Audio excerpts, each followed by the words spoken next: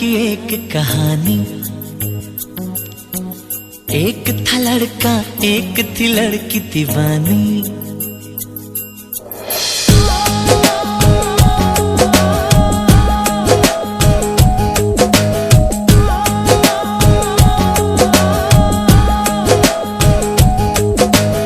आओ सुनाओ प्यार की एक कहानी।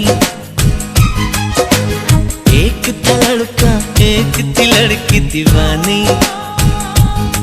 वो भी हंसने लगी थी, ये भी हंसने लगा था।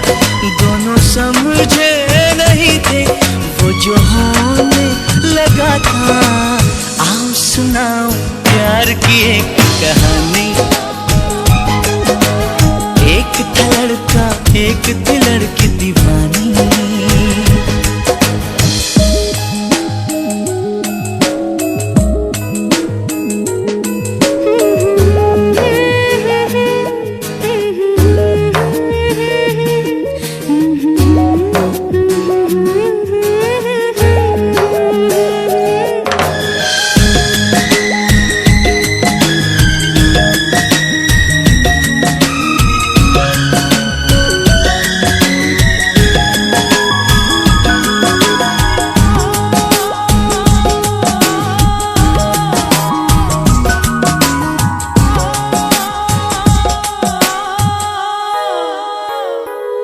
जो भी कहना ना था वो भी कहने लगे।